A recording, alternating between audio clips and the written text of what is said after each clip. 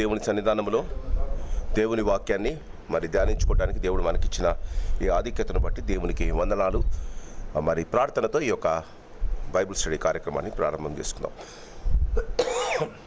మమ్మల్ని మిక్కిలిగా ప్రేమిస్తున్న మా పరలోకపు తండ్రి, మరి యొక్క మంగళవార సాయంకాలంలో మీరు మాకు ఇచ్చిన ఈ శ్రేష్టమైన సమయాన్ని బట్టి నీకు వందనాలు, స్తోత్రాలు చెల్లిస్తుంటున్నాం. వారం వెంబడి వారం ప్రతి మంగళవారం ఒక అధ్యాయాన్ని మేము ధ్యానించి మీ యొక్క వాక్యము మా జీవితాలకు మా ప్రభ మరి వెలుగుగా ఉండాలని, ఆ వాక్యాన్ని మేము నమ్ముకొని ఆ వాక్యం మీద ఆధారపడి మా జీవితాలు కట్టుకోవాలని మేము ఆశపడి ప్రతి మంగళవారం మరి మా తండ్రి మీ సన్నిధానంలో చేరుతూ ఉన్నాం. ఆశగల ఫలానాన్ని తృప్తిపరిచేది నీ వాక్యము, నీ యొక్క కృపనాయన. అందును బట్టి నేను స్తుతిస్తున్నాం. కొద్దిమందిగా మా ప్రభా మేము చేరిన మా జీవితాలలో నీ వాక్యము మరి మా తండ్రి ఫలించాలని కోరుకుంటున్న విధానం బట్టి నేను స్తుతిస్తున్నాం. ఈ దినమంతా నీ కాపుదల భద్రతను మాకు ఇచ్చారు. మా ప్రయాణాలలో, మా యొక్క పనులలో, మా పరివారాల్లో మీరు మాతో పాటు ఉండి మమ్మల్ని దీవించి ఆశీర్వదించినందుకు నేను స్తుతిస్తున్నాం. ఇంకనూ కొంతమంది మా ప్రభా వారి ఉద్యోగాల నుంచి తిరిగి వారి ఇండ్లకు వస్తూ ఉంటారు. అలాంటి వారిని మీరు మా ప్రభా మరి వారిని ప్రేమించి సకాలంలో వారి ఇండ్లకు చేర్చి వారి గమ్యస్థానము చేర్చి వారు కూడా నీకు కృతజ్ఞత కలిగి జీవించగలిగిన మంచి మనసులను వారికి దయచేయవలసిందిగా వేడుకుంటూ ఉన్నాం. తండ్రి, ఈ దినం దినవృత్తాంతముల గ్రంథం, మొదటి దినవృత్తాంతం గ్రంథం చివరి అధ్యాయం. నీ దాసుడు మా ప్రభా నీ హృదయానుసారుడు దావీదు జీవితంలో మరి మా తండ్రి అతడు చేసిన పనులను బట్టి ఆయన జీవిత విధానాన్ని మీరు ఎంతగా ఘనపరిచారు. మేము వాటిని జ్ఞాపకం ఉంచుకొని మరి మా తండ్రి మా జీవితాలను అలాంటి మా ప్రభా దాసుల యొక్క జీవితాలను మా ప్రభా మేము కంపేర్ చేసుకొని మాలోని లోటుపాట్లను మేము సవరించుకొని మేము అలా జీవించగలిగిన కృప మాకు దయచేయవలసిందిగా వేడుకుంటూ ఉన్నాం. మరి సంఘాన్ని మీరు దీవించి ఎన్నో కుటుంబాలను ఇచ్చారు. మరి మా ప్రభా సంఘాన్ని మీరు అభివృద్ధిలోనికి తీసుకొని వస్తున్నందుకు నీకు వందనాలు. మా కుటుంబాలు మరి మా తండ్రి నిన్ను కనపరిచేవిగా, నిన్ను ఆరాధించేవిగా, మా పిల్లలు నేను స్తుతించేవారుగా ఉండగలగటానికి నీ సహాయం దయచేయండి. పిల్లలు తిరిగి వారి ఉద్యోగాలకు మా ప్రభా వారి కాలేజీలకు, స్కూళ్ళకు వెళ్తూ ఉన్నారు. వారు వస్తూ పోతూ ఉంటుండగా మరి మా తండ్రి ఈ భయంకరమైన లోకములో సాతాను యుక్తి కుయుక్తి మా బిడ్డల మీద పని చేయకుండా మీ యొక్క సహాయము నీ కాపుదల కొరకు మేము అడుగుతూ ఉన్నాం. బిడ్డలను మీరు దీవించండి. వారు చేస్తున్న ప్రయత్నాలను ఫలింపచేయండి. వారు దేనికి మా ప్రభా దేని గురించి నీ యొక్క గమ్యం మీద వారు తెలుసుకొని మా ప్రభా దాని గురించి వారు ప్రార్థించి పొందుకోగలిగిన కృప వారికి దయచేయవలసిందిగా వేడుకుంటూ ఉన్నాం. మా సంఘంలో ఉన్న మా తెలియని అనారోగ్య పరిస్థితిలో ఉన్న వారి కొరకు కూడా మేము విజ్ఞాపన చేస్తున్నాం. నిశ్చిత్తమైతే మా ప్రభా మరి మీరు వారిని ముట్టండి, వారికి సంపూర్ణమైన ఆరోగ్యము దయచేయండి. నిశ్చిత్తము వారి జీవితాల్లో జరిగించి మీరే ఘనతా మహిమ పొందవలసిందిగా వేడుకుంటూ ఉన్నాం. ఈ సాయంకాల సమయంలో మరి మా తండ్రి మరి మేము దినవృత్తాంతం గ్రంథం మొదటి దినవృత్తాంతం గ్రంథం చివరి అధ్యాయాన్ని మేము ధ్యానించబోతున్నాం. మా జీవితాల్లో కూడా ఒకనాడు మరి మా తండ్రి ఒక చివరి దశ, చివరి దినం అంటూ ఒకటి ఉంది.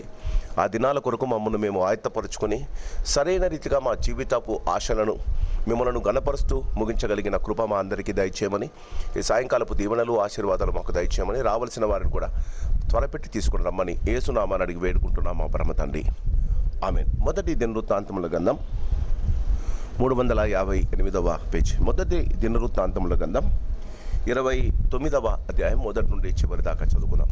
మొదటి దినవృత్తాంతముల గ్రంథం 29వ అధ్యాయం మొదటి నుండి చివరి దాకా. తరువాత రాజైన దావీదు సర్వ సమాజముతో ఇలాగూ సెలవిచ్చెను. దేవుడు కోరుకొనిన నా కుమారుడైన సొలొమోను ఇంకనూ లేత ప్రాయము గల బాలుడై ఉన్నాడు. కట్టబోవు ఆలయము మనుషునికి కాదు, దేవుడైన యెహోవాకే కనుక ఈ పని బహు గొప్పది. నేను బహుగా ప్రయాసపడి నా దేవుని మందిరమునకు కావలసిన బంగారపు పనికి బంగారమును, వెండి పనికి వెండిని, ఇత్తడి పనికి ఇత్తడిని, ఇనుప పనికి ఇనుమును, కర్ర పనికి కర్రలను, గోమేధికపు రాళ్ళను, చెక్కుడు రాళ్ళను, వింతైన వర్ణము గల పలు విధముల రాళ్ళను, మిక్కిలి వెలగల నానావిధ రత్నములను, తెల్ల చలువరాయి విశేషముగా సంపాదించితిని. మరియు నా దేవుని మందిరము మీద నాకు కలిగి ఉన్న మక్కువ చేత నేను ఆ ప్రతిష్ఠితమైన మందిరము నిమిత్తము సంపాదించి ఉంచిన వస్తువులు కాక నా స్వంతమైన బంగారమును వెండిని నా దేవుని మందిరమును నిమిత్తము నేను ఇచ్చేదను. గదుల గోడల రేకుమూతకును, బంగారపు పనికి బంగారమును, వెండి పనికి వెండిని, పనివారు చేయు ప్రతి విధమైన పనికి 6,000 మణుగుల ఓఫీరు బంగారమును, 14,000 మణుగుల పుటము వేయబడిన వెండిని ఇచ్చుచున్నాను. ఈ దినమున యెహోవాకు ప్రతిష్టముగా మనఃపూర్వకంగా ఇచ్చువారెవరైనను మీలో ఉన్నారా? అప్పుడు పితరుల ఇండ్లకు అధిపతులను, ఇశ్రాయేలు గోత్రపు అధిపతులను, సహస్రాధిపతులను, శతాధిపతులను, రాజు పని మీద నియమింపబడిన అధిపతులను కలిసి మనఃపూర్వకంగా దేవుని మందిరపు పనికి 10,000 మణుగుల బంగారమును, 20,000 మణుగుల బంగారపు ద్రాములను, 20,000 మణుగుల వెండిని, 36,000 మణుగుల ఇత్తడిని, 2 లక్షల మణుగుల ఇనుమును ఇచ్చిరి. తమ యొద్ద రత్నములున్నవారు వాటిని తెచ్చి యెహోవా మందిరపు బొక్కసము మీదనున్న గెర్షోనీయుల అయిన యెహీయేలునకు ఇచ్చిరి. వారు పూర్ణ మనసుతో యెహోవాకు ఇచ్చుండరు కనుక వారు అలాగూ మనఃపూర్వకంగా ఇచ్చినందున జనులు సంతోషించిరి. రాజైన దావీదు కూడా బహుగా సంతోషపడి సమాజము పూర్ణముగా ఉండగా యెహోవాకు ఇట్లా స్తోత్రములు చెల్లించెను. మాకు తండ్రిగానున్న ఇశ్రాయేలు దేవా యెహోవా, నిరంతరము నీవు స్తోత్రార్హుడవు. యెహోవా, భూమి ఆకాశముల యందుండు సమస్తమును నీ వశము.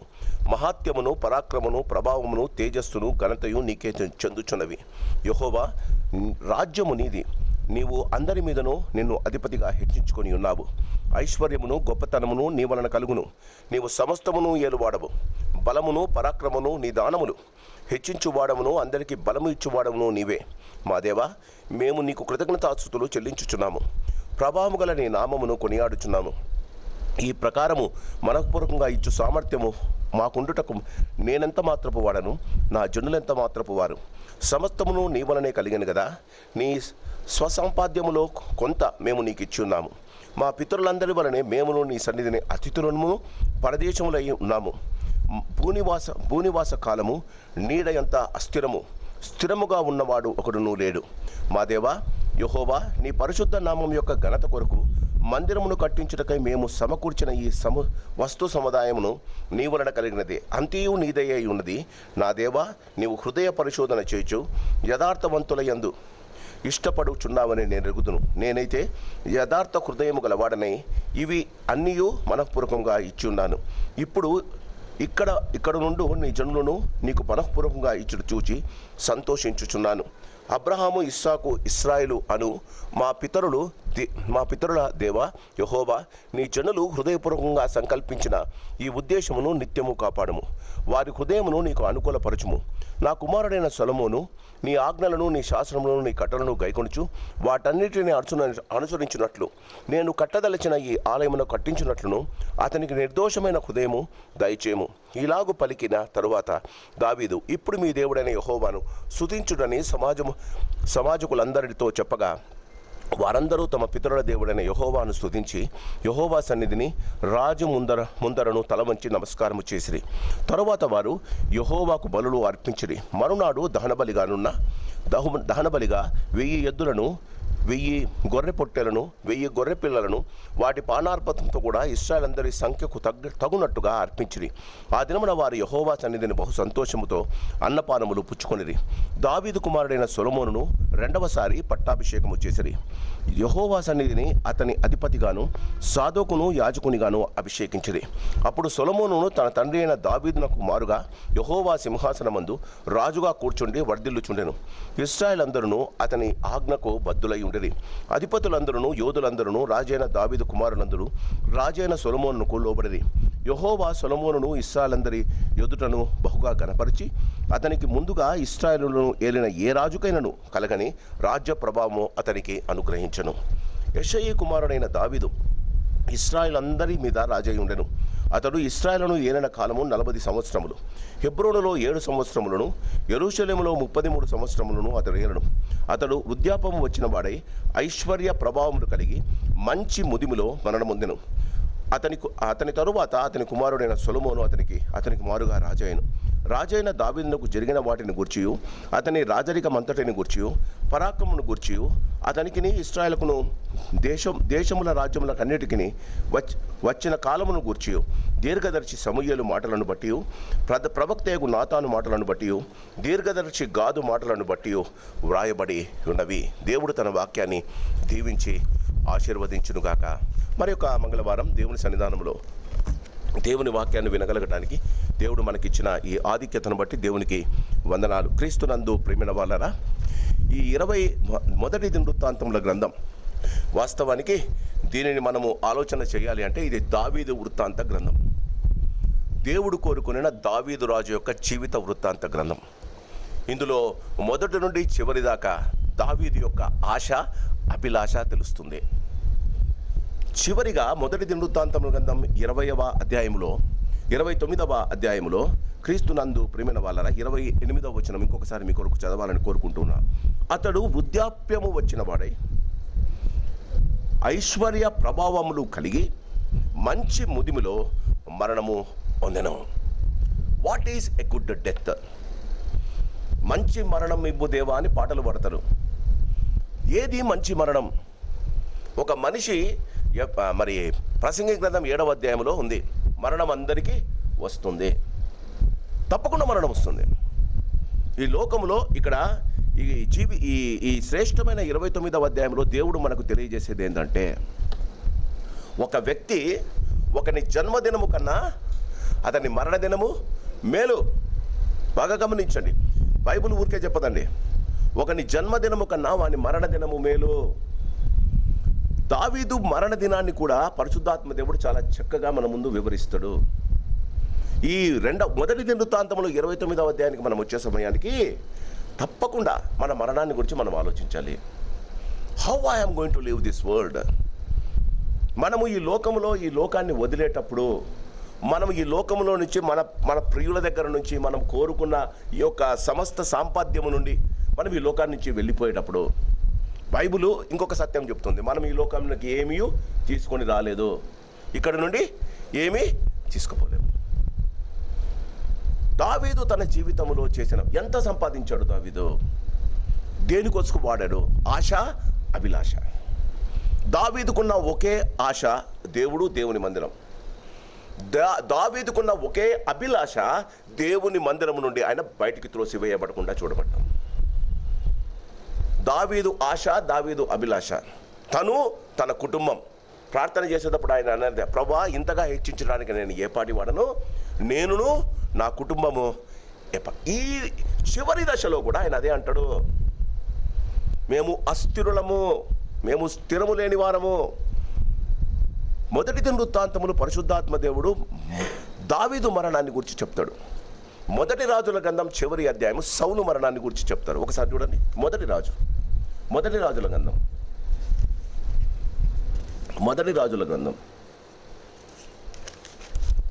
మొదటి సమూయేలు గ్రంథం, క్షమించండి, మొదటి సమూయేలు గ్రంథం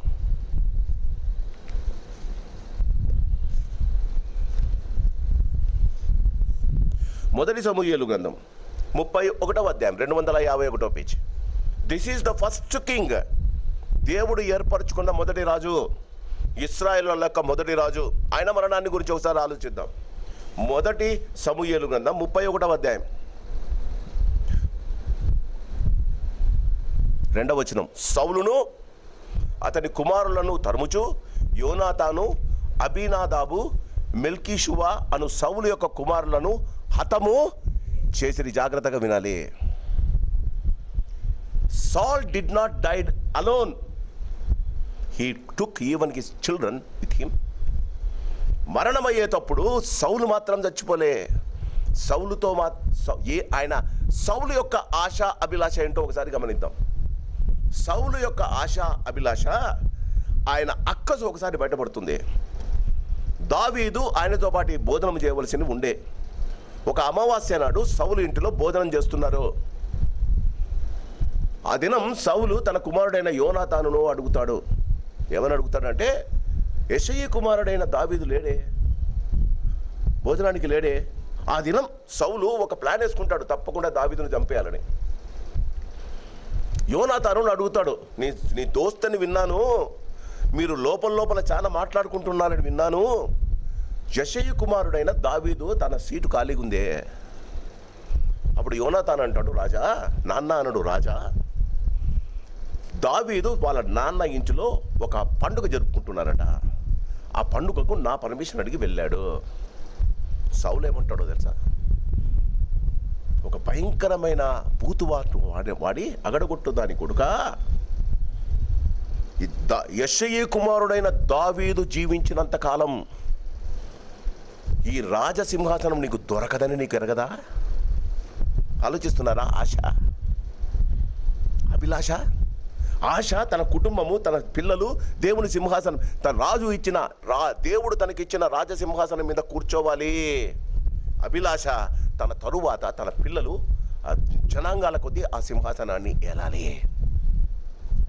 దావీదు ఆశ దేవుని మందిరము కట్టబడాలి, దేవుని మందిరములో తన కుటుంబము నివసించాలి. Choice is yours. అక్కడ సింహాసనం ఉంది, ఇక్కడ దేవుని సింహాసనం ఉంది. అక్కడ రాజ్యం యొక్క రాజ్య ప్రభావాలు ఉన్నాయి సౌలుకు, ఇక్కడ దావీదునకు దేవుని యొక్క అండ ఉంది. అందుకే 23వ కీర్తనలో అంటాడు, గాఢాంధకారపు లోయలో నేను సంచరించినను భయపడద్దనమ్మా. నీ జీవితంలో నీ అపాయం ఏంటో తెలుసా? మరణమనే ఆ రోజు, మరణమనే రోజు మన జీవితాల్లోకి వచ్చే సమయానికి అన్ని రోజులు కాపరిగా ఉన్న నీ దేవుని దండం రాజదండంగా మారాలి. నా కొడుకునెవరు ముట్టొద్దండి. యోబు గ్రంథం 33వ అధ్యాయంలో ఉంది కదా, మరణం పొందేటప్పుడు సాతాను సైనికులు వస్తారట. సాతాను సైకిల్ పాతాళానికి తీసుకెళ్ళడానికి వేలాది దేవతలలో గనుడోకు ఒకడు వారికి మధ్యవర్తి అయి ఉండి అతని ప్రాణమును పరలోకానికి. మధ్యవర్తి ఎవరండి? వేలాది దూతలలో గనుడకు మధ్యవర్తి. ఒకసారి నాతో పాటు యోబు గ్రంథం 33వ అధ్యాయం.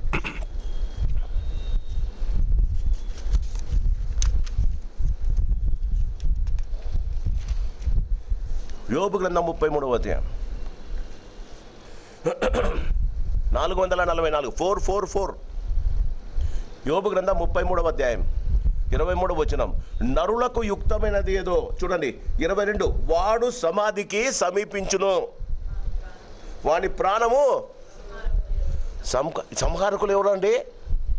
సాతాను దూతలు. గమనించాలి, సంహారకులు సాతాను దూతలు. నీవు ఇంత పెద్ద చిట్టా తప్పు చేశావు, నీవు పరలోకానికి వెళ్ళలు. అదే ఈ సాతాను దూతలను హైందవులు ఏమని అంటారు? యమదూతలు అని అంటారు. చచ్చిపోయేటప్పుడు ఎవరు వస్తారంట? యమదూతలు వస్తారట. ఎందుకంటే యమలోకానికి తీసుకెళ్ళడానికి. అదే పాతాళ లోకం. చూడండి, వారి ప్రాణము సంహారకుల యొద్దకు సమీపించను.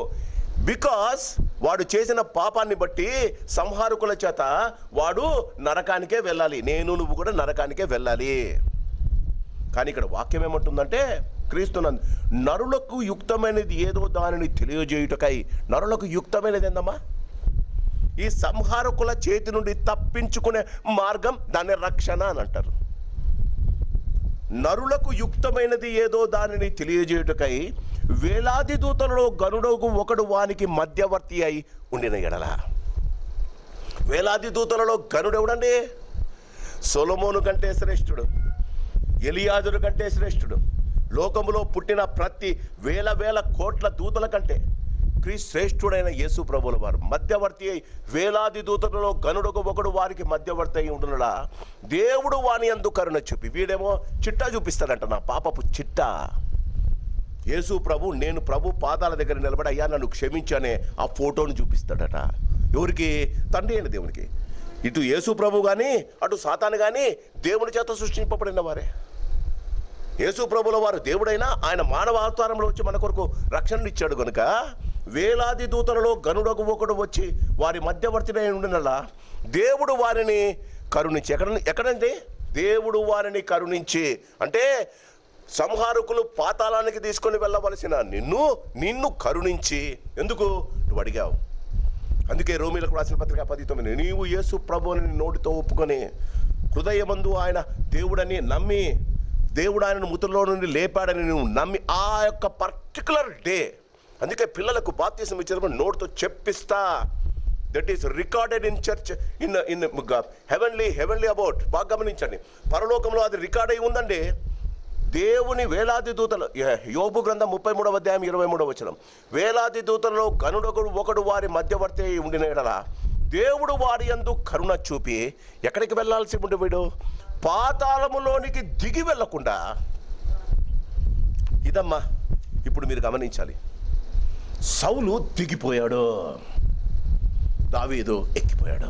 ఒకసారి మొదటి సమూయేలు గ్రంథం కంప్లీట్ చేయాలి నేను. మొదటి సమూయేలు గ్రంథం 31వ అధ్యాయం. మొదటి సమూయేలు గ్రంథం 31వ అధ్యాయం. దిగిపోవడం ఎలానో ఒకసారి గమనించండి, ఎక్కిపోవడం ఎలానో గమనించండి.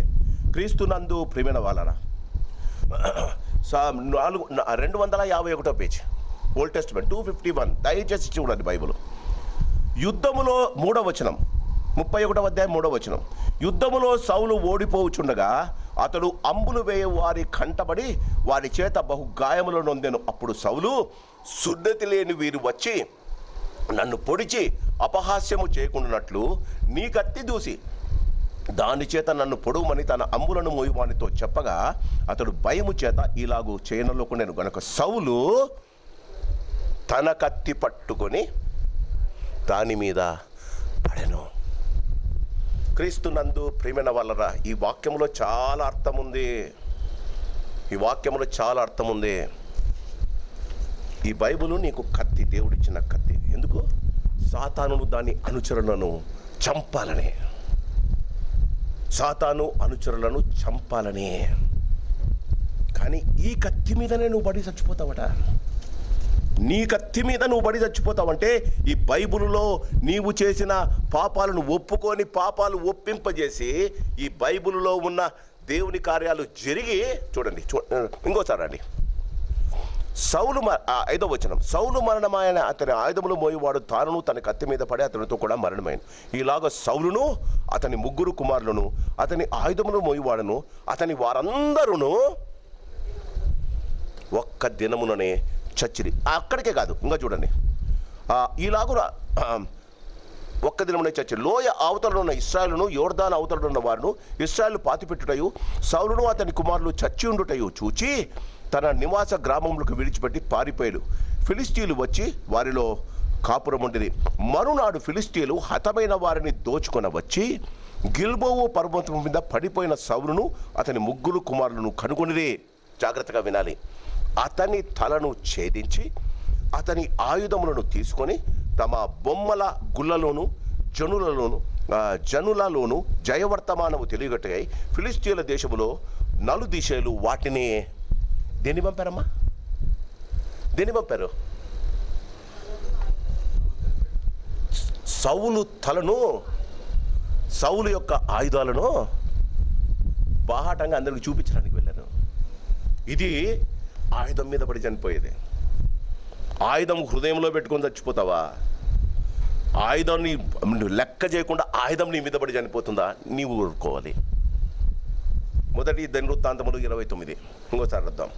ఇదైనా మన మొదటి దినవృత్తాంతములు 29 ధ్యానిస్తున్నాం. క్రీస్తునందు ప్రియమైన వాళ్ళరా, 29వ అధ్యాయాన్ని మనము 4 రకాలుగా మనం విభజిస్తే మొదటి 9 వచనాలు దేవాలయ నిర్మాణం కోసం దావీదు సేకరించిన కానుకలు. దేవాలయ నిర్మాణం కోసం దావీదు సేకరించిన కానుకలు. రెండవది 10 నుంచి 19 దాకా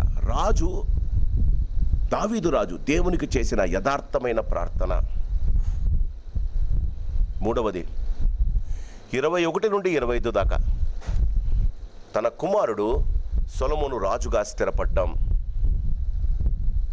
26, 30 దావీదు గొప్ప మరణం గొప్పదే. అందుకే బైబిల్లో ఉంది, భక్తుల మరణము ఆయన దృష్టికి విలువ గలది. ఎట్లా చచ్చిపోతామనేది కాదు. చచ్చిపోయేటప్పుడు సౌలులాగా చచ్చిపోతామా? కోరుకొని చచ్చిపోయాడండి సౌలు. మరణం కోరుకున్నాడు. దావీదుని గురించి దినవృత్తాంతములు 29 ఒక్కసారి. దావీదు మొదటి దినవృత్తాంతములు 29, 28 ఎప్పుడు గుర్తుంచుకోండి. అతడు వృద్ధాప్యము వచ్చిన వాడై ఐశ్వర్య ప్రభావములు కలిగి మంచి ముదిమిలో మరణము. ఇది మంచి మరణమా చెడ్డ మరణమా అండి? బాగా గమనించండి. ఈ అధ్యాయంలో తనను గురించి కానీ తన కుటుంబాన్ని గురించి కానీ తాను సంపాదించుకున్న ఆస్తిని గురించి ఒక్క వివరణ లేదు. He did not die. దావీదు తన యొక్క చర స్థిరాస్తులను పిల్లలకు రాసిలే. తనకు దేవుడిచ్చిన దేవునికి రాసిచ్చినాడు. క్రీస్తునందు ప్రియమైన వాళ్ళరా, 29వ అధ్యాయం. తరువాత రాజైన దావీదు సర్వ సమాజంతో ఇలాగు సెలవిచ్చెను, దేవుడు కోరుకొనిన నా కుమారుడైన సొలొమోను. బాగా గమనించండి. దావీదునకు ఇది చాలా చక్కగా దేవుని చేత తెలియబడిన సమాచారం ఏంటి? తన కుమారుడైన సొలొమోను తప్పకుండా దేవుడు కోరుకున్నవాడు. 28వ అధ్యాయం 28వ అదే మొదటి దినవృత్తాంతములు 28:5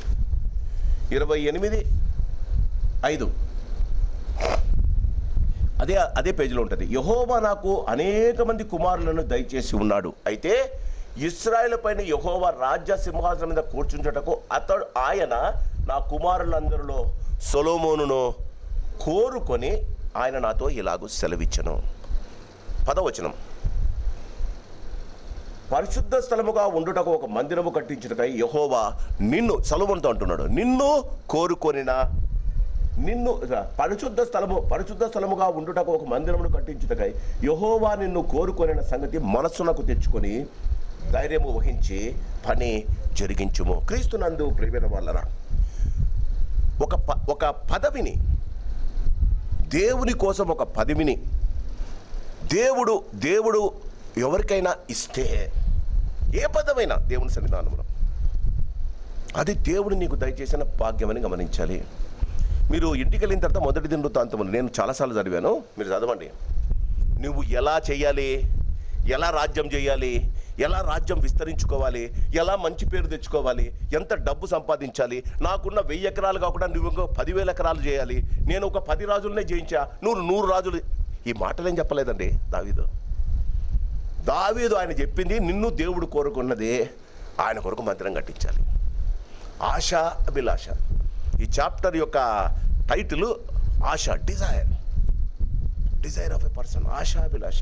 క్రీస్తునందు ప్రియమైన వాళ్ళరా, నీవు ఎంత ఎక్కువ నీ కుటుంబాన్ని గురించి ఆలోచిస్తావో అంత తక్కువ దేవుడు నిన్ను గురించి ఆలోచిస్తాడు. నీవు ఎంత ఎక్కువ దేవుని గురించి ఆలోచిస్తావో దేవుడు నీ కుటుంబాన్ని అంత ఎక్కువ ఆలోచిస్తాడు. క్రీస్తునందు ఇక్కడ చూడండి, ఒక వ్యక్తి తన జీవితంలో, ఇక్కడ ఎవరు చెప్తున్నారండి? సొలొమోనునకు దేవుడు కనిపించి చెప్పలే. ఎవరు చెప్తున్నారండి? తన తండ్రి అయిన దావీదు చెప్తున్నాడు, దేవుడు నిన్ను కోరుకున్నాడు.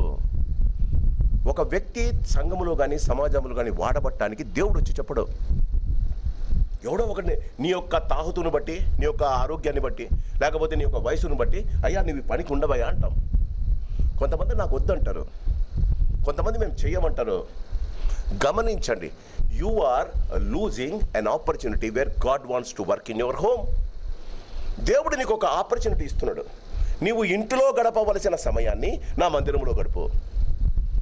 నువ్వు ఇంటిలో ఎంత కష్టపడి నీ పిల్లల కొరకు, నీ భార్య కొరకు, నీ తల్లిదండ్రుల కొరకు నువ్వు ఎంత కష్టపడతావో ఆ సమయంలో కొంచెం సమయం నా మందిరంలో గడుపు.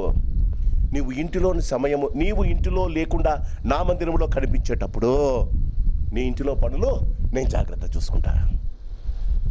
ఈ ఆలోచన ఎందుకో చాలామందికి ఆలోచన రాదండి.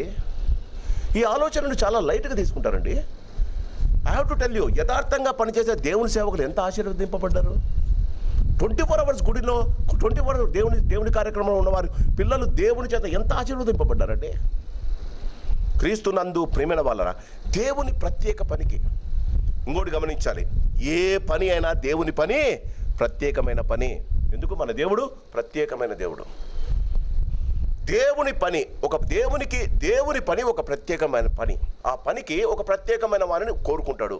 నేను చెయ్యను అంటే you are not giving God to your work in your home. దేవుడు తన పని తను చేసుకోలేడా? మనం ఎందుకండి? దావీదు అదే అంటాడమ్మా, 10 నుంచి 19 దాకా అదే అంటాడు. అయ్యా మేము పనికి మాలిన వారమయ్యా, మేము చేతగాని వారమయ్యా. క్రీస్తునందు ప్రియమైన వాళ్ళరా, ఆయన జీవితంలో ఆయన చేసిన విజయం 2వ వచనము నుంచి ఆలయము కోసం దావీదు సేకరించినది.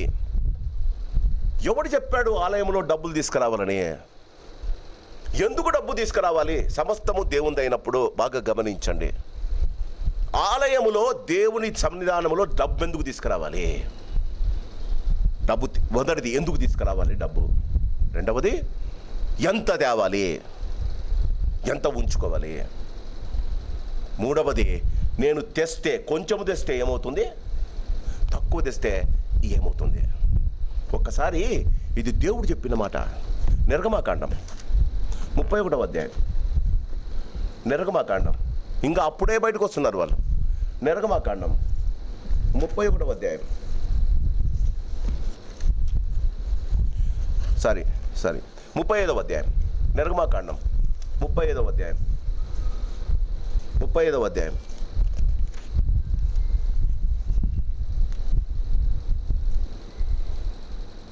4వ వచనం. మరియు మోషే ఇశ్రాయేలు సర్వ సమాజముతో ఇట్లనెను, యెహోవా ఆజ్ఞాపించినది ఏమనగా, మీరు మీలో నుండి యెహోవాకు అర్పణను పోగు చేయుడి. ఎక్కడ చేయాలంటండి? ఇంకోసారి మీరే చదవండి అన్నమాట. మీరు మీలో నుండి, బయట వాళ్ళ నుండి కాదు, ప్రభుత్వం నుండి కాదు, ప్రజల నుండి కాదు, దేవుని బిడ్డల నుండి కాదు. ఎందుకంటున్నా, బయట ప్రపంచం అపరిశుద్ధమైనది, లోపల ఉన్నవారు పరిశుద్ధమైన వారు.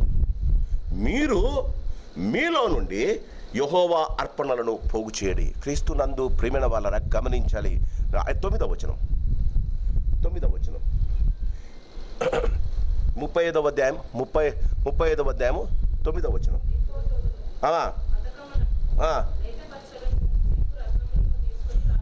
20వ వచనము.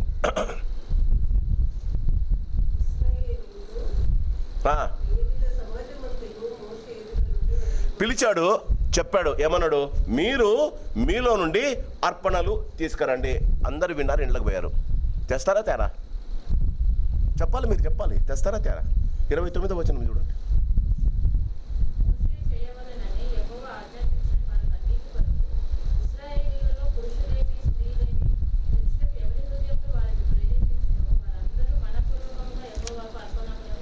ఇదండి, మీరు మీ నుండి హృదయపూర్వకంగా అర్పణలు తేవాలి. ఇది మోషే వారికి ఇచ్చిన ఆజ్ఞ. సనుగ కొనుగ కొత్త నిబంధనలో పౌలు అంటాడు, సనుగ కొనుకయు బలవంతముగా కాకయు దేవుడు వానిని హృదయంలో ఉచ్చరించిన రీతిగా మీరు దేవుని సన్నిధానానికి తీసుకురావాలి అంటూ, దేవుని సన్నిధానంలో మనము రిక్త హస్తాలతో కనపడకూడదు. క్రీస్తునందు ప్రియమైన వాళ్ళరా, ఆయన చెప్తూ ఇక మళ్ళీ తిరిగి దినవృత్తాంతముల గ్రంథానికి వద్దాం. దినవృత్తాంతముల గ్రంథం 39వ అధ్యాయం 29వ అధ్యాయం 2వ వచనం.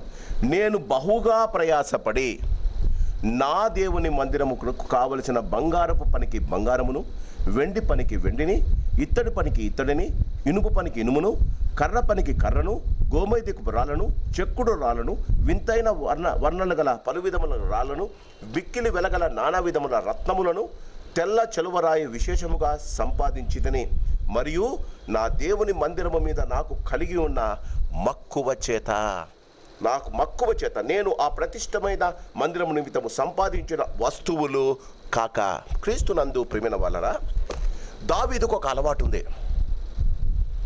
ఆయన ఎప్పుడైనా యుద్ధానికి వెళ్ళినప్పుడు, దావీదు చాలా యుద్ధాలు చేశాడు. ఆయన ఎప్పుడైనా యుద్ధాలు చేసినప్పుడు ఆ రాజులను చంపేసిన తర్వాత వాళ్ళ ఇళ్లలో ఉన్న వస్తువులను దోపుడు సొమ్ము అంటారు. దోపుడు సొమ్ము అంతా తెచ్చి దేవుని మంది ఆయన దావీదు ముందు వేస్తారు. ప్రతి యుద్ధంలో దావీదు ఉన్నాడు. కొన్ని చోట్ల మాత్రమే యోవా వెళ్ళి యుద్ధం చేశాడు. ప్రతి యుద్ధంలో వారు తెచ్చిన దోపుడు సొమ్ము అంతా దేవుని ముందే వేస్తారు. ఒక భక్తుడు అంటాడు, దావీదు అనేవాడంట, ఇందులో మంచివి మీకు ఇష్టమైనవి తీసుకోండి రా అంటాడట. మంచివి మీకు ఇష్టమైనవి తీసుకోండి. వాళ్ళంతా వెతికి మంచి, వాళ్ళకి తెలుసు కదా, రాజు కన్నా మంచి తెలిసిన వాళ్ళు ఉంటారు. మీకు తెలుసు ఏ బట్టలు మంచివో, మీకు తెలుసు ఏ రత్నాలు మంచివో, మీకు తెలుసు ఏ బంగారం మంచిదో, ఏ బంగారం డూప్లికేటో మీకు బాగా తెలుసు. వారంతా ఎత్తుకున్న తర్వాత మేమన్నీ పక్కన పెట్టుకోండి రా అంటాడట. పక్కన పెట్టిన తర్వాత ఆయన అంటాడంట, ఇది దేవుంది, మంచివి దేవునివి, మిగిలిన ఇంకా మీరు తీసుకుపోండి. మనమండి చినిగిన నోట్లు, చల్లని నోట్లు, మన సంఘంలో ఇంకా ₹1, ₹2 కాయిన్లు వేస్తున్నారండి. Are we so poor? ఆలోచించాలి మనం. విలువగల రాళ్ళు. క్రీస్తునందు ప్రేమైన వాళ్ళరా, ఆయన చూడండి, యుద్ధంలో దొరికిన దోపుడు సొమ్మి రాజు మొత్తం ఇచ్చేశాడు. తన కథలు తీసుకోలేదు. ఇది కాకుండా గమనించండి. మరియు 3వ వచనం, నా దేవుని మందిరం మీద నాకు కలిగిన మక్కువ చేత నేను ఆ ప్రతిష్టమైన మందిరం నిమిత్తము సంపాదించిన వస్తువులు కాక, అంటే వీరు తెచ్చిన కొల్ల సొమ్ము కాక, నాకు సొంతంగా ఉంది కదా కొంచెం డబ్బు, నా స్వంతమైన బంగారమును వెండిని నా దేవుని మందిరం నిమిత్తము నేను ఇచ్చేదను. బాగా గమనించండి, అందరూ దోపుడు సొమ్ములో నుంచి రాళ్ళు, గోమేధిక రాళ్ళు, చెక్కుడు రాళ్ళు, వింతైన వర్ణాలు చేశారు. దావీదేమి ఇచ్చాడండి? Only gold and silver. ఆలోచించండి. He want to give the best to God. ఎంత ఇచ్చారో మీకు తెలుసు. 160,000 కేజీలు దావీదు ఇచ్చింది. క్రీస్తునందు ప్రియమైన వాళ్ళరా, నీకిష్టమైన దాని మీద బాగా గమనించండి. నీకిష్టమైన నీకిష్టమైన దానికోసం నువ్వు ఎంతైనా ఖర్చు పెడతావు. నీకిష్టమైనది ఏదైనా కనిపిస్తే నువ్వు ఎంతైనా ఖర్చు పెడతావు. నువ్వు ఏదైనా మంచి చూసావు అనుకుందాం, నీకు కొనే స్తోమత ఉంది, అది నీకు కావాలనిపిస్తుంది. ఎందుకు కావాలనిపిస్తుంది అండి? దాని మీద నీకు మనస్సు పడిందే. నీకు ఇష్టమైనది నువ్వు సొంతం చేసుకోవడానికి ఎంతైనా ఖర్చు పెడతావు. ఎందుకు? అది సొంతం చేసుకోవడానికి.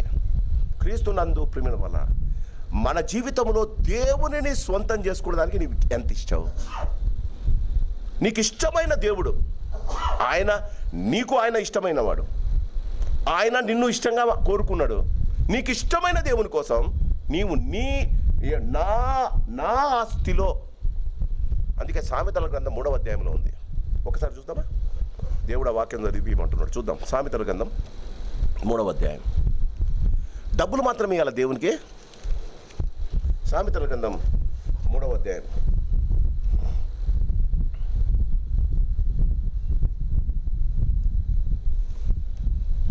సామెతల గ్రంథం 3వ అధ్యాయము 9వ వచనం. నీ రాబడి అంతటిలో ప్రథమ ఫలము, అంటే దశంభాగం. అది నీ రాబడి అంతటిలో ప్రథమ ఫలమును. నెక్స్ట్, నీ ఆస్తి అంటే అమ్మా చెప్పండి. రాబడి అంతటిలో movable money. There are 2 types of assets కదా. One is movable, another immovable. దీన్ని ఆస్తి అంటాం. ఇమ్మూవబుల్ ఇల్లులు, పొలాలు, మీకు ఇచ్చిన భూములు. ఇమ్మూవబుల్, మూవబుల్ కార్లు, స్కూటర్లు, బంగారము, డబ్బు. మూవబుల్, దాన్ని పట్టుకొని తిరగచ్చు. Movable, immovable. దేవుడు అంటాడు, నీ మూవబుల్లో ఎంత ఇచ్చావు, నీ ఇమ్మూవబుల్లో ఎంత ఇచ్చావు. చూడండి, నా మాటలు కాదు. నీ 9వ వచనం. నీ రాబడి అంతటిలో ప్రథమ ఫలమును, నీ ఆస్తిలో భాగమునిచ్చి యెహోవాను గణపరచుము, అప్పుడు నీ కొట్టలో ధాన్యము సమృద్ధిగా ఉండును. బాగా గమనించండి, ఇచ్చింది వేరే, ఫలితం వేరే. ఇచ్చింది నీ ఆస్తిలో. చూడండి, నీ రాబడి అంతటిలో నీ రాబడి ఏంటి? జీతంలో నువ్వు ఇస్తున్నావు, డబ్బు ఇస్తున్నావు. నీ ఆస్తి అంటే ఏంటి? నీ దగ్గర ఉన్న స్థలం, అది దేవునికి రాసి ఇచ్చేస్తున్నావు. దేవుడు ఏమంటాడో గమనించండి. అప్పుడు నీ కొట్లలో ధాన్యము, అంటే తినడానికి తిండమ్మా. అప్పుడు నీ కొట్లలో ధాన్యము సమృద్ధిగా ఉండును, నీ గానుగల్లో నుండి కొత్త ద్రాక్షారసము పైకి పొరలి పారును. క్రీస్తునందు ప్రియమైన వాళ్ళని గమనించండి. ద్రాక్షారసం అంటే తాగేది కాదు, సంతోషం. పైకి పొరలి పారుతుందట. కొంతమంది టెస్ట్ చేశారండి, ఇచ్చారు దేవునికి. వారి స్థలాలు, వారి భూములు, వారి ఇల్లు రాసిచ్చారు దేవుళ్ళకు.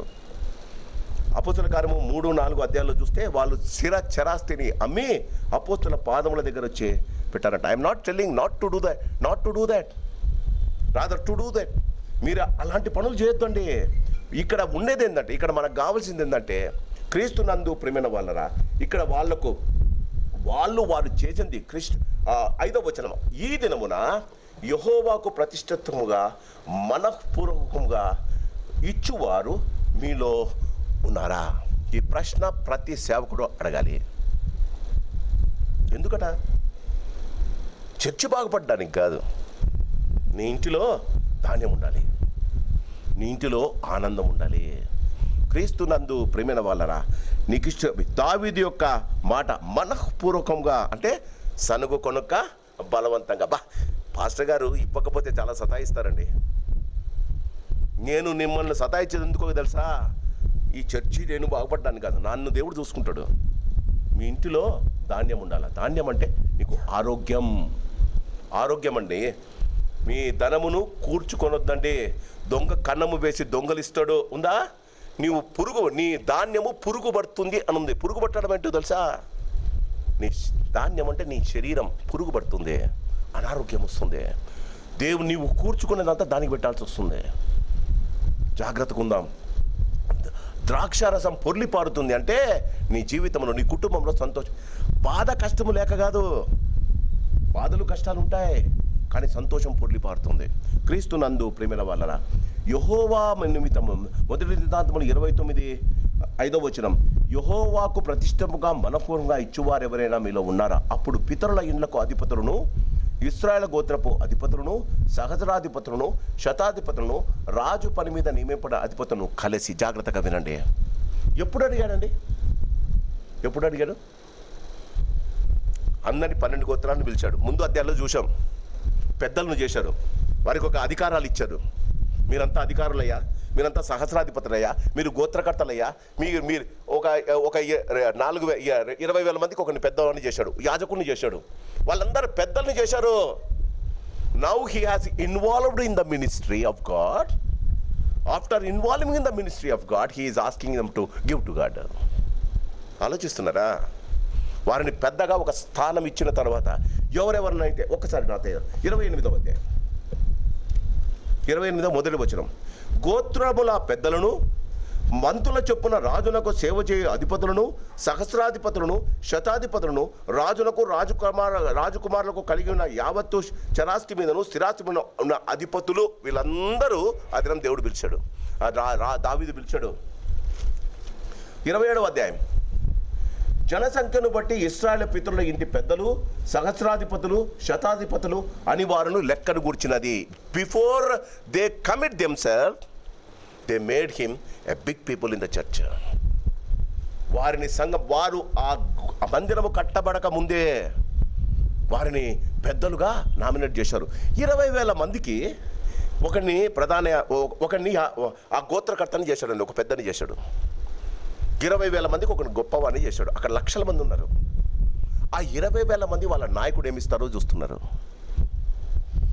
ఆ నాయకుడు ఏది తెస్తే అందులో కొంచెమని వీళ్ళు తేవడానికి రెడీగా ఉన్నారు. నాయకుడు అన్నవాడు క్రీస్తునందు ప్రియమైన వాళ్ళ, దేవుడు నీకు ఇచ్చిన నాయకత్వం యథార్థంగా నువ్వు నిర్ణయించడానికి, ఆ దానిని జరిగించడానికి నువ్వు త్వరపడాలి. ఒక్కసారి నాతో పాటి 7వ వచనం, పని మీద నియమింపబడిన అధిపతులు కలిసి మనఃపూర్వకంగా దేవుని మందిరపు పనికి 10,000 మణుగుల బంగారమును, 20,000 మణుగుల బంగారపు ద్రాములను, 20,000 మణుగుల వెండిని, 36,000 మణుగుల ఇత్తడిని, 2,00,000 మణుగుల ఇనుమును ఇచ్చారు. ఎవరు ఇచ్చినారండి? ప్రజలు ఇచ్చినారు. ఎందుకు ఇచ్చినారండి? వాళ్ళ రాజు ఇచ్చినాడు. How the king is same is the people. బాగా గమనించండి. ఒక నాయకుడు, ఒక ఇంటి యజమాని దేవుని పట్ల మనఃపూర్వకంగా ఇవ్వడం మాత్రమే కాదు, సేవా పరిచర్యలు జరిగిస్తే వాళ్ళ పిల్లలు మనఃపూర్వకంగా సేవా పరిచర్య జరిగిస్తారు. దేవుడు ఇచ్చిన అవకాశాన్ని వాళ్ళు సద్వినియోగం చేసుకుంటున్నారు. ఇక్కడ మాకు తెలియదు పో, మాకు ఇష్టం లేదు పో, మీ పని బాగాలేదు పో, ఎవరనలేదండి. దేవుని సన్నిధానంలో ఎంత చిన్న పనైనా అది దేవుడు నీకు ఇచ్చిన ఆధిక్యత. దానిని గురించిన సరైన అవగాహన లేకుండా ఉంటే, బాగా మీరు గమనించండి. మొదట నేను చెప్పిన, మీరు మీలో నుండే అర్పణలు తేవాలి, బయట నుంచి తేకూడదు. ఎందుకట? అది అపవిత్రం. కావాలంటే దేవుడు ఇవ్వడా? క్రీస్తునందు ప్రియమైన వాళ్ళరా, ఇదంతా అయిన తర్వాత 10వ వచనం, రాజైన దావీదు కూడాను బహుగా, చూడండి 9వ వచనం, వారు పూర్ణ మనసుతో యెహోవాకు ఇచ్చిండు గనక వారు ఈలాగు మనఃపూర్వకంగా ఇచ్చినందుకు జనులు. క్రీస్తునందు ప్రేమైన వాళ్ళ గమనించండి. సామెతల గ్రంథం 3వ అధ్యాయం 9వ వచనంలో చెప్పా, ఏమని? నీ ద్రాక్షారసము పొర్లి పారుతుంది. ఇక్కడ ప్రజలు ఎగ్జాక్ట్లీ ద సేమ్. అందుకే సొలొమోను రాసింది, సామెతలు 3 సొలొమోను రాశాడు. నీ జీవితంలో సంతోషము పొర్లి పారాలంటే ఇదండి. బ్రాందీ బాటలో, విస్కీ బాటలో ఫ్రెండ్స్తో పాటు మిర్చి బజ్జీలు తింటే నీకు రాదండి, గమనించాలి. That is not the way. World will teach you that. ఇక్కడికి వస్తే నీకు సంతోషం సమాధానం ఉంటుందని. జనులు చూడండి, పెద్దలు ఇచ్చారు, జనులు సంతోషించారు.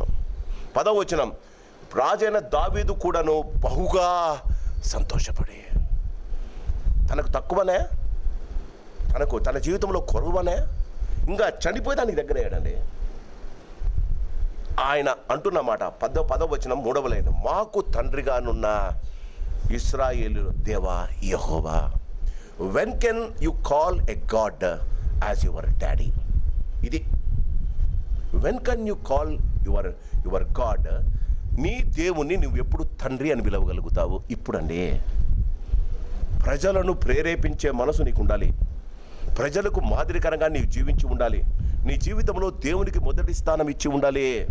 నీ జీవితంలో చూడడానికి మాదిరికరంగా నీ జీవితం అనేకులకు మార్గదర్శకంగా ఉండాలి. నీ జీవితం చూచిన వారందరూ ఈయన దేవుని గురించి ఆలోచిస్తారని చెప్పుకోవాలి. సౌలుతో అందరూ వెళ్ళలేదండి. దావీదు దగ్గరికి అందరు ఎందుకు వచ్చారండి? మీరు చూశారు, సౌలు దగ్గరికి ఎందుకు రాలే? అది స్వార్థపూరితమైన జీవితం. సౌలుది స్వార్థపూరిత జీవితం. ఆయన సింహాసనం తప్ప వేరే దాని గురించి ఆలోచించాల.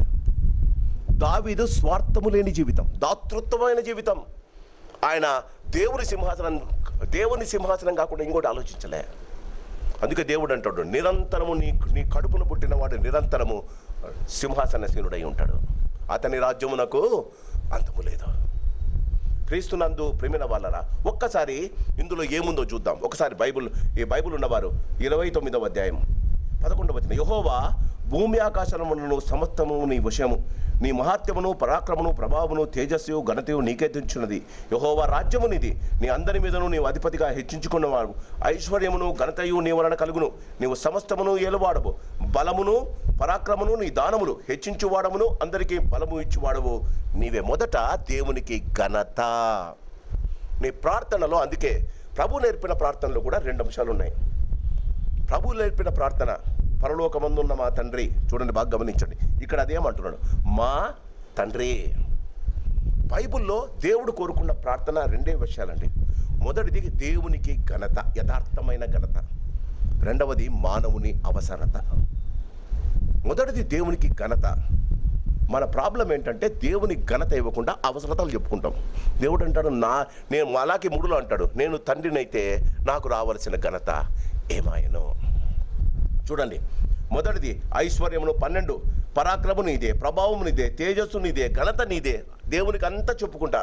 ప్రభు అదే చెప్పాడు. ప్రభు ప్రార్థనలో చూడండి, పరలోకమందున్న మా తండ్రి, నీ నామము పరిశుద్ధపరచబడును కాక. ఇక్కడ అదే ఉంది చూడండి, క్రీస్తుని ఐశ్వర్యమును బలమిచ్చు 13వ వచనం, మా దేవా మేము నీకు కృతజ్ఞతాస్తులు చెల్లించుచున్నాము, ప్రభావము గల నీ నామమును కొనియాడుచున్నాము. పరలోకమందున్న మా తండ్రి, నీ నామము పరిశుద్ధపరచబడునుగాక, నీ రాజ్యము వచ్చుగాక, నీ చిత్తము పరలోకమందు నెరవేర్చున్నట్లు భూమి అందును నెరవేరునుగాక. ఈ 3 దేవుని ఘనపరిచేవి. మొదట తండ్రిని ఘనపరిచే, దాని తర్వాత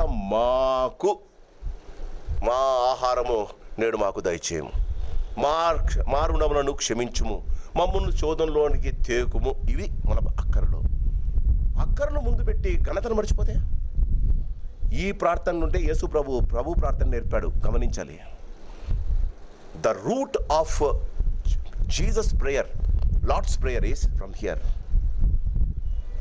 మొదట ఘనత.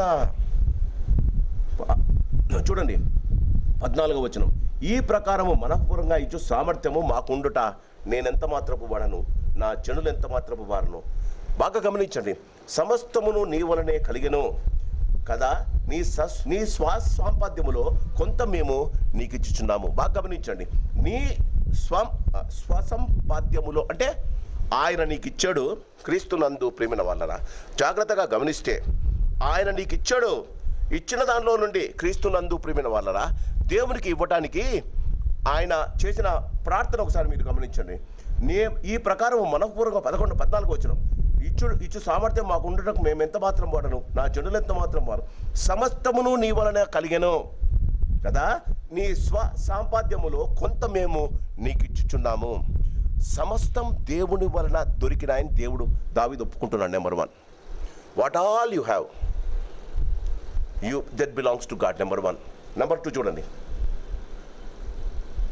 మా 15వ వచనం, మా పితరులందరి వలనే మేము నీ సన్నిధిలో అతిథులము పరదేశులము. బాగా గమనించండి. అందుకే పౌలు అంటాడు, మన పౌరస్థితి పరలోకంలో ఉంది. మన పౌరస్థితి, అవర్ అథారిటీ, అవర్ మెంబర్షిప్, మనం అంటారు కదా, ఓటర్ ఐడి కార్డు ఉందా, ఓటర్ ఐడి కార్డు ఉందా, ఆధార్ కార్డు ఉందా, ఇక్కడ అడుగుతారు కదా. పౌరస్థితి పరలోకంలో, ఆ పరలోకంలో నీకు ఏదైనా కార్డు ఉందా? పరలోకంలో నీవేమైనా బ్యాంక్ అకౌంట్ ఓపెన్ చేసావా? పరలోకంలో మీ ధనమును పరలోకములో సిద్ధపరచుడి అని, మీ ధనమును పరలోకములో కూర్చుకునడని యేసుప్రభు చెప్పాడు. Is there a bank account in heaven? Are you putting any amount every month in that account? వేసుకున్నారా? బాగా గమనించండి. ఒక భక్తుడు అంటాడు, ఎంత మాత్రం నిజం నన్ను అడగకండి. ఆయన చెప్పిన మాట ఏంటంటే, దశమ భాగం దేవునిది, దశమ భాగం దేవునిది. ఈఎంఐ కడుతున్నావు నువ్వు జీవితానికి. ఆయన ఇచ్చిన జీవితానికి నువ్వు జీతం ఇచ్చాడు, అందులో ఈఎంఐ దేవునికి కడుతున్నావు. ఇల్లు కొనుక్కుంటే ఈఎంఐ, కారు కొనుక్కుంటే ఈఎంఐ ఎట్లా ఉంటావు? నువ్వు జీవితం జీవించడానికి నువ్వు ఈఎంఐ కడుతున్నావు. దశమ భాగము పైన ఇచ్చినవి పరలోకములో క్రెడిట్ అయితే ఉంటాయి.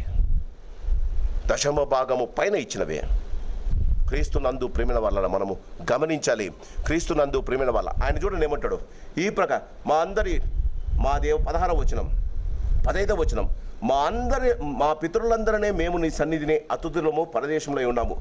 మా భూనివాస కాలము నీడయంత అస్థిరము, స్థిరముగా ఉన్నవాడు ఒకడును లేడు. ఇది నా జీవితంలో నేర్చుకుంటే, మన ప్రార్థనలో ఇది ఉండాలండి. Lord, I'm living today, I don't know whether I'm there tomorrow. ప్రభా, ఈరోజు నేను స్థిరంగా ఉన్నా, రేపు ఉంటానో లేదో నాకు తెలియదయ్యా. ఒకవేళ ఉంటే ఏదో ఒక ఛాన్స్ ఇచ్చి నిన్ను కనపరిచే అవకాశం ఇయ్యయ్యా. మనం ఏం చేస్తామండి? మన ప్రార్థనలు ఎలా ఉంటాయండి? ప్రభా, ఈరోజంతా కాపాడు, రేపు కూడా కాపాడు. మేము అస్థిరులము క్రీస్తునందు ప్రేమిన వాళ్ళరా. ఆయన క్రీస్తునందు ప్రేమిన ప్రతి దానికి బాగా గమనించండి. ఇక్కడ ఏమంటాడంటే, భూనివాస కాలము నీడ అంత అస్థిరము, స్థిరముగా ఉన్నవాడు ఒకడునో లేడు. వెన్ యూ విల్ బి, నీవు స్థిరముగా ఎక్కడ ఉండగలుగుతావు? 23వ కీర్తన చివరి మాట ఏముందండి? చిరకాలము నేను యెహోవా మందిరములో. అది స్థిరం. అస్థిరం ఇక్కడ భూమి మీద అస్థిరం, స్థిరమైన కాలం పరలోకం. చిరకాలము యెహోవా మందిరములో నేను నివాసము చేస్తున్నాను. అస్థిరము క్రీస్తునందు ప్రేమిన వాళ్ళరా.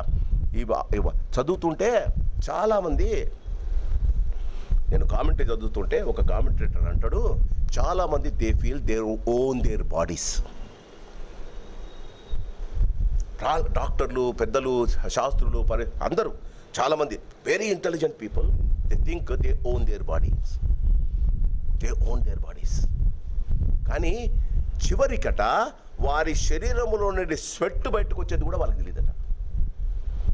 They don't recognize how the sweat will ooze out from their bodies. మన శరీరంలో చెమట ఎక్కడి నుంచి వస్తుందో మనకు కూడా తెలియదు. కానీ వీ ఓన్ ద బాడీస్. లోపల ఎట్లా అసలు ఏ మిషనరీతో దేవుడు చేస్తాడో ఒకసారి తెలుసా? లోపల ఎన్ని పరికరాలు ఉన్నాయో దేవునికి తెలుసా? దేవునికి పెట్టాడో తెలుసా? ఎవడన్నా సరే అస్థిరమైన వాడిని స్థిరము చేయడానికి దేవుడు ఇష్టపడతాడు. We feel that our bodies are permanent, I own this అనుకుంటామండి. ఒకరోజు అన్నాడు ప్రభు, పిచ్చివాడా, వ్యర్థుడా, ఈ రాత్రి నీ ప్రాణాన్ని నేను అడుగుతున్నా. మన జీవితాల్లో గమనించాలి, nothing is permanent, including the body which you love so much. మనము జీవిస్తున్న అందుకే పౌలు అంటాడు, మన పౌరసత్వము పరలోకంలో. ఈ గుడారము వదిలి మనం హౌస్ ఖాళీ చేసినప్పుడు, ఆ హౌస్ ఖాళీ చేస్తాం, ఆ ఇంటిలో ఉన్నవన్నీ తీసుకుపోతాం. కొత్త ఇంటిలో ఉన్నదానికన్నా పాత ఇంటిలో ఏం చేయలేకపోయినా కొత్త ఇంట్లో చేయడానికి ఇష్టపడతాం. బాగా గమనించండి. ఎవడైనా జాగ్రత్తగా వినాలి. ఎవడైనా ఇల్లు ఖాళీ చేసి వేరే ఇంటికి రెంట్కు పోయినప్పుడు మీరు చెప్పాలి దీనికి ఆన్సర్. దీనికన్నా చిన్నది, దీనికన్నా వర్స్ట్ది చూసుకుంటాడా, దీనికన్నా మంచిది చూసుకుంటాడా? చెప్పండి. ఆడ 2 బెడ్రూమ్ ఉంటే ఈడ అదేకేమన్నా 3 బెడ్రూమ్ దొరుకుతుందేమో. ఆడ లోపల ఉన్న ఇల్లు కొంచెం మెయిన్ గేట్ అంటే రోడ్డుకు దగ్గర ఉంటుందేమో. పిల్లలు స్కూళ్ళకు కాలేజీకి వెళ్తున్నారు, బస్ స్టాప్కు దగ్గర ఉంటుందేమో. You always see the better amenities to the new house. What about this house? ఇది నరకంలో కాలనేనా? యూ ఆల్వేస్, నీ జీవితంలో ఇల్లు ఖాళీ చేసి వేరే ఇల్లు పోయేటప్పుడే కొత్త ఇల్లు కోసం వెతుకుతావే, మంచి ఇల్లు కోసం వెతుకుతావే. సదుపాయాలు సహకారాలు ఉన్న మంచి ఇంటి కోసం నువ్వు వెతికి దానికి ఒక 5 రూపాయలు ఎక్కువైనా ఖర్చు పెడతావే. నీ శరీరం, ఈ గుడారము శిథిలమైపోతున్న ఈ గుడారము పరలోకములో దేవుడిచ్చే ఆ మహిమగల గుడారాన్ని ధరించవలసి ఉండగా ఈ శరీరాన్ని గురించి ఆలోచించకుండా నరకంలో కాల్చడం మంచిదా? మనము ఈ అతిథులము, మనము ఈ లోకములో అస్థిరులము. ఇది మనం గమనించాలి.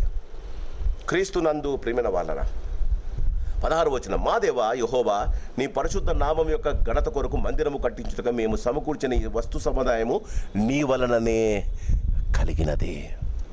మీరిచ్చేది దేవుందే. క్రీస్తునందు ప్రియమైన వాళ్ళరా, ఇచ్చిన తర్వాత మిగిలింది దేవుడిచ్చిందే. దాన్ని మీరు ఇష్టం వచ్చినట్టు వాడుకోవచ్చు. బాగా గమనించండి. నా దేవా, నీవు హృదయములను 17వ వచనం, నీవు హృదయములను పరిశోధన చేయొచ్చు, యథార్థవంతుల యందు ఇష్టపడుచున్నామని నేను ఎరుగుదును. నేనైతే యథార్థ హృదయం గలవాడనే ఇవి అన్నీ మనఃపూర్వకంగా ఇచ్చి ఉన్నాను. ఇప్పుడు ఇక్కడ నుండి నీ జనులకు నీకు మనఃపూర్వకంగా ఇచ్చుట చూచి సంతోషించుచున్నాను. నా గిన్నె నిండే పొర్లుచున్నది. దేవుని గుడికి వచ్చినప్పుడు సంతోషంగా రావాలా? దేవుడి గుడికి వచ్చినప్పుడు ఆయనను చూద్దామన్న ఆశతో రావాలా? ఆయన మాటలు నా జీవితాన్ని ప్రభావితం చేస్తాయన్న ఉద్దేశంతో రావాలి. మనఃపూర్వకంగా ఇవ్వడం కాదు, మనఃపూర్వకంగా రావాలి. Not by force. దేవుడు కోరుకోడు. ఈ జనరేషన్లో మనం నివసిస్తున్నాం. మన ముందు ఎన్ని జనరేషన్స్ పోయాయండి? ఈ జనరేషన్లో దేవుడు నీకు ఒక ఛాన్స్ ఇస్తున్నాడు. మనం పోయిన తర్వాత ఎన్నో జనరేషన్స్, దేవుడు రాకపోతే ఎన్నో జనరేషన్స్ ఉంటాయి. చూపించా కదా. 1 సమూయేలు చివరి అధ్యాయం 23లో సౌలు ఎట్లా చూడండి, when you go you should not take your children along with you to hell. ఆయన తన జీవితంలో ఇదండి, ఎంత ఉన్నత స్థితికి వచ్చినా నీ జీవితంలో నీవు జ్ఞాపకం చేసుకోవాల్సిన నీ ప్రార్థనలో రెండు ఉండాలండి. నేను అతిథిని, నేను అస్థిరుడను. ఇంకేం సంపాదించుకుంటాం సార్? చెప్పండి, ఎందుకు సంపాదించుకోవాలి? ఏం చేస్తాం? నీ బాడీనా ఎవడింట్లో పెట్టుకోడు. ఎంత ప్రేమించినా నా భార్యని నేను ఇంట్లో పెట్టుకోలే. 2వ రోజు తప్పకుండా మట్టిలో పెట్టాల్సిందే. పంచీలు కట్టించుకున్న 2-3 సంవత్సరాలు చనిపోయినావు. ఎవరిదవుతుందండి ఇల్లు? ఎవరిదవుతుంది సార్? నువ్వు కట్టించుకొని 100 సంవత్సరాలు 200 సంవత్సరాలు నిర్వహించలేవు కదా. స్థిరమైన ఆ పునాదులు గల పట్టణం కొరకు చూడండి. ఎందుకు ఇక్కడ మనం కట్టించుకునే మన ఆశలు కట్టించుకోదని నేను అన్నంలే. ఆశలు సౌదాలు అది అస్థిరమైనవే.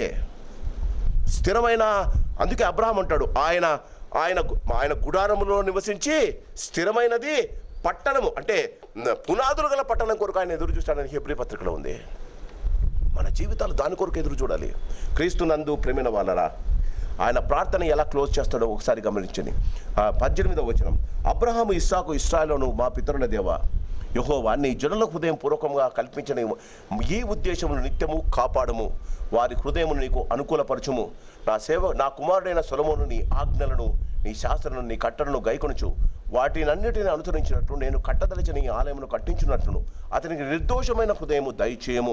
ఇలాగూ పలికిన తర్వాత దావీదు ఇప్పుడు మీ దేవుడైన యెహోవాను స్తుతించడని సమాజంలో అందరికీ చెప్పగా వారందరూ తమ పితరుల దేవుడైన యెహోవాను స్తుతించి యెహోవా సన్నిధిని రాజమందిరము తల వంచి నమస్కారము చేసిరి.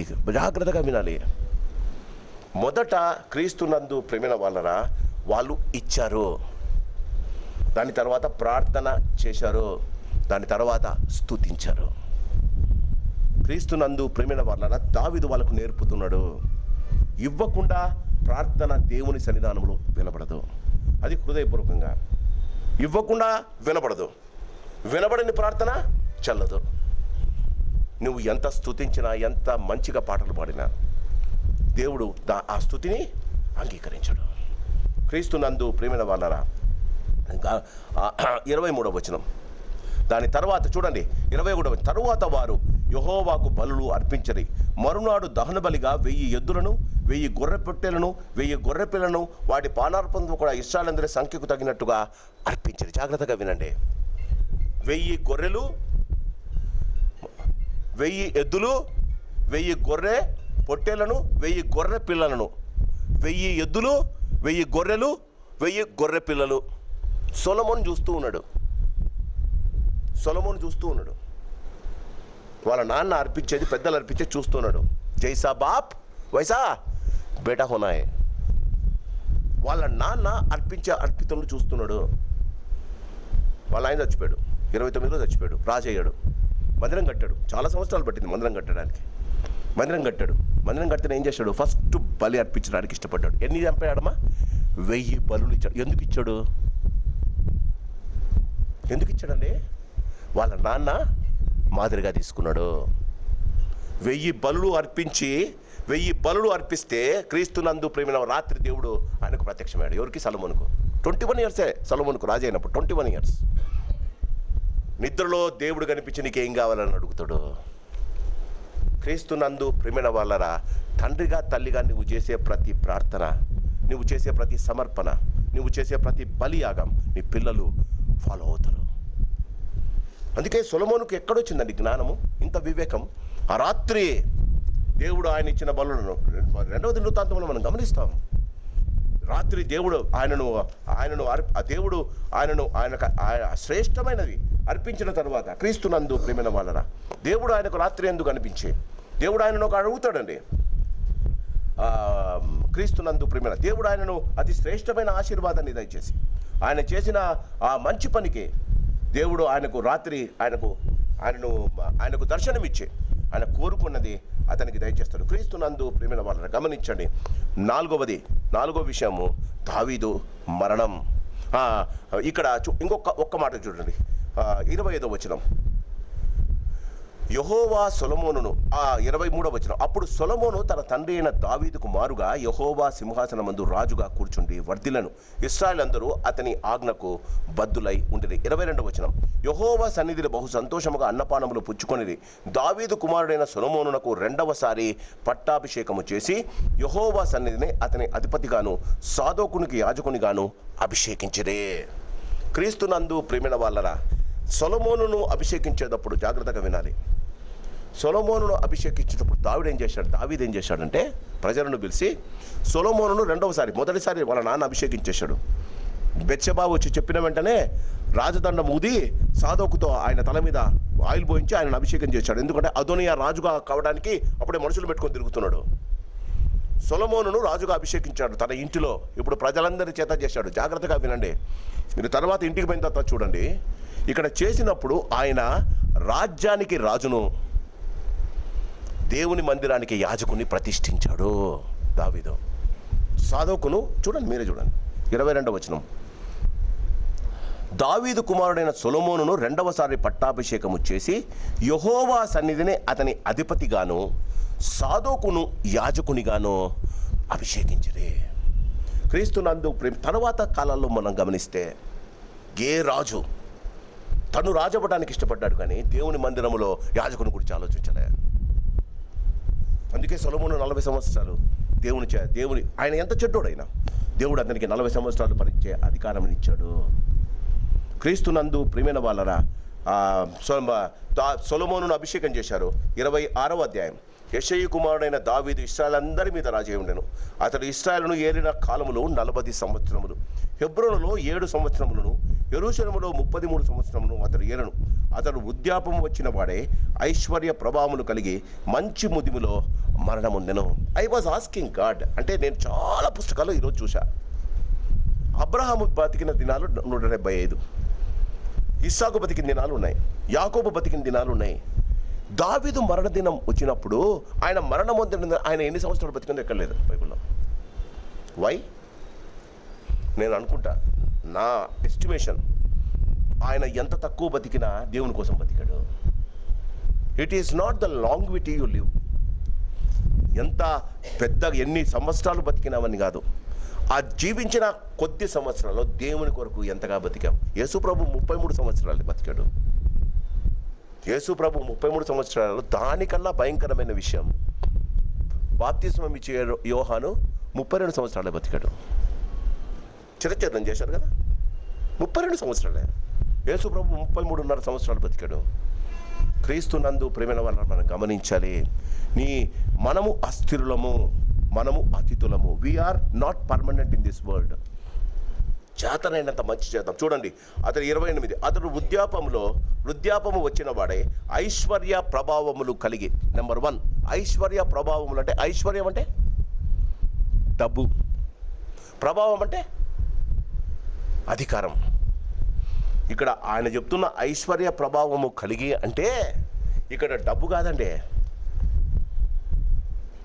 బాగా గమనించండి, సామెతల గ్రంథం 3వ అధ్యాయంలో ఉంది, ఆయన మంచి గోధుమలతో నిన్ను తృప్తిపరచు. గోధుమలు అంటే ఇప్పుడు చెప్పా, మంచి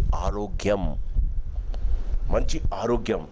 ఇక్కడ ప్రభావము మంచి సంతోషం, ఆరోగ్యముతో సంతోషముతో కలిగి మంచి ముదిమిలో మరణమాయను. క్రీస్తునందు ప్రియమైన వాళ్ళరా, అతని తరువాత అతని కుమారుడైన సొలొమోను అతని కుమారుడుగా రాజాయను. 2 రాజులు. దేవుడు మొదటి సమూయేలు గ్రంథంలో సౌలు జీవితాన్ని మన ముందు పెడతాడు. మొదటి దినవృత్తాంతం గ్రంథంలో దావీదును, మొదటి సమూయేలు గ్రంథంలో సౌలు జీవితం మొత్తం సౌలు రాజు, బెన్యామీను గోత్రికుడు. రెండవది దినవృత్తాంతం గ్రంథం మొదటి అధ్యాయం మొత్తం దావీదును గురించి.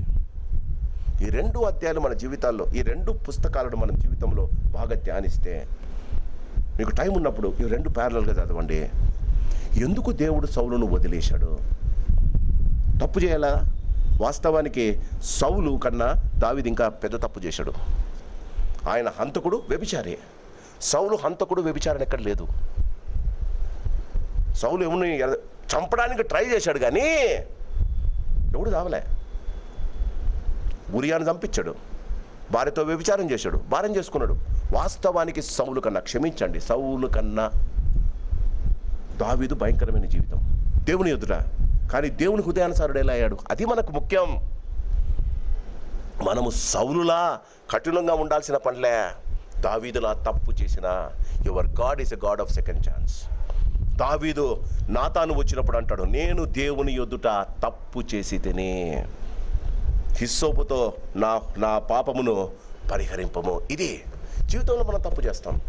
హృదయానుసారుడు కావాలంటే మడిగట్టుకొని తప్పు చేయకుండా జీవించకుండా ఉండకూడదు. ఋషుల మాదిరి కొండలకు వెళ్ళి కూడా కూడవలసిన అవసరం లేదు. హృదయానుసారుడు కావాలంటే దేవుడు ఏం కోరుతాడో, దేవుడు మన జీవితాల్లో ఇదండి. మొదటిది నేను ఐఎమ్ ఏ స్ట్రేంజర్, నేను అతిథిని, నేను పరదేశిని ఈ లోకంలో, నాకున్నదంతా నీవు ఇచ్చిందే. రెండవది, నేను అస్థిరుణ్ణి, స్థిరము లేనివాడిని. అస్థిరుడు అంటే చాలా ఉన్నాయి. మనసులో అస్థిరం లేనివాడు, క్రియల్లో అస్థిరం లేనివాడు ఒప్పుకుంటున్నాడండి, ఐఎమ్ నాట్ సో గుడ్. కానీ దావీదును దేవుడు లైక్ చేశాడు. ఎందుకు? ఒప్పుకున్నాడు కనుక. సౌలు ఒప్పుకోలేకపోయాడు, దావీదు ఒప్పుకున్నాడు. సౌలు భయంకరంగా తనతో పాటు 3 కుమారులతో పాటు చనిపోయాడు. ఎందుకు చెప్తున్నానంటే, మంచి మరణం ఏంటో తెలుసా? నీవు చనిపోయినప్పుడు నీ పిల్లలు నీతో ఉండాలి. నువ్వు చనిపోయినప్పుడు నీవు ఒక్క శరీరంగా పాతి పెట్టబడాలి. నీవు చనిపోయినప్పుడు ప్రజలు నీవు మంచివాడని సాక్ష్యం ఇవ్వాలి. సౌలు చనిపోయినప్పుడు ఆయన తల మొండాన్ని కోసుకుపోయారు. అది భయంకరమైన మరణానికి, దేవుని చేత శాపానికి గుర్తు. క్రీస్తునందు ప్రేమైన వాళ్ళరా, జాగ్రత్త పడదాం. మనం అస్థిరులం, మనం అతిథులం. మనకున్నదంతా దేవుడు మనకిచ్చిందే.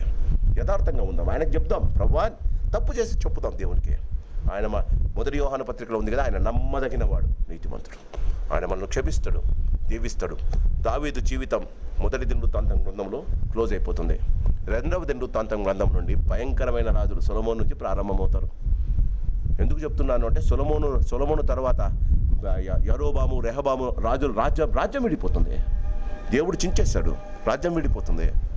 క్రీస్తునందు ప్రేమైన వాళ్ళరా, అప్పటి నుండి ఇశ్రాయేలు చరిత్ర భయంకరమైన పరిమాణాలకు వస్తాయి. When a king is good, when a king is a good king, when a king is a God-fearing king, దేవుని ఎరిగిన యథార్థమైన రాజు నీకుంటే రాజ్యము శోభిల్లుతుంది, వర్తిల్లుతుంది. Same policy applies in our families. ఇంటిలో ఉన్న యజమానురాలు దేవుని యందు భయభక్తులు కలిగి యథార్థత కలిగి జీవిస్తే వారి కుటుంబం శోభిల్లుతుంది, వర్ధిల్లుతుంది. అలాంటి కుటుంబాలు దేవుడు మనకు సంఘంలో దయచేయను గాక. ప్రార్థన చేసుకుందాం.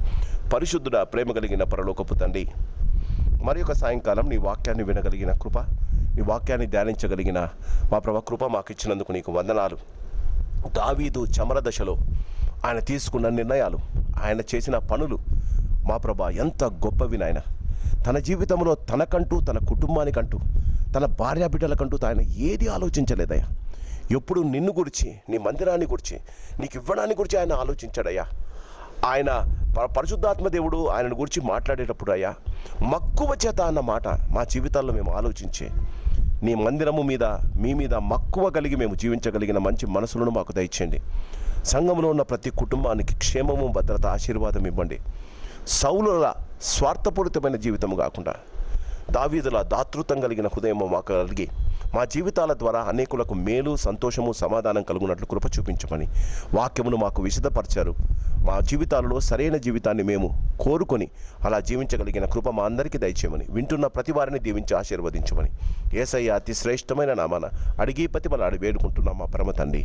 ఆమేన్. పరమ తండ్రి ప్రేమ, ప్రభు యేసు వారి కృప, పరిశుద్ధాత్మ దేవుని అన్యోన్య సహవాసం చేరిన వారికిని, వింటున్న వారికిని ఆయన కృపా కాపుదల భద్రత ఇప్పుడు ఎల్లప్పుడు సదాకాలము తోడై ఉండును గాక. ఆమేన్. God bless you. Good night.